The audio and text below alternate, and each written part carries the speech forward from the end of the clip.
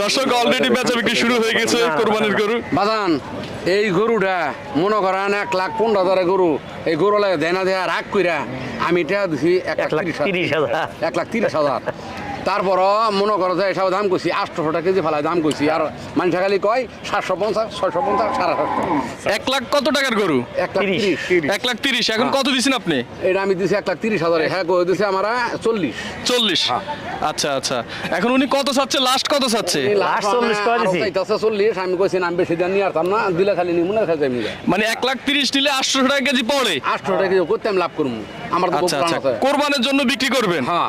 মানে এখন নিয়ে পালবেন? হ্যাঁ। এই 1 থেকে 1.5 মাস পালবেন? 1.5 মাস পালবো। আচ্ছা, তারপরে হাটে উঠাবেন? তারপর হাটে উঠাই। আয়ো দেখা যাক। দর্শক অলরেডি কিন্তু আসলে হাটে কোরবানির গরু বেচা বিক্রি শুরু হয়ে গেছে।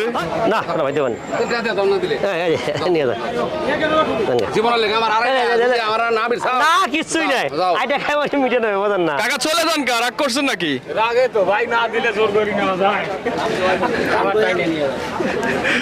দর্শক অলরেডি বেচা বিক্রি শুরু হয়ে গেছে কোরবানির গরু। এনে জিনিসের মনে হয় একটু করে কে থাকে যারা জানে না অর্ডার দিলে কি থাকে কি করবে দেন না কি করবে গিলা সারো তুমি মানে আরে সারো দাও আমাকে সারো হ্যালো কত বিক্রি করলেন কাকা? 31।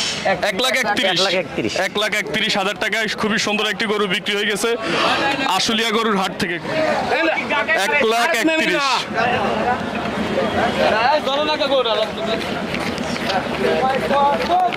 1,31,000 টাকা, মাশাআল্লাহ।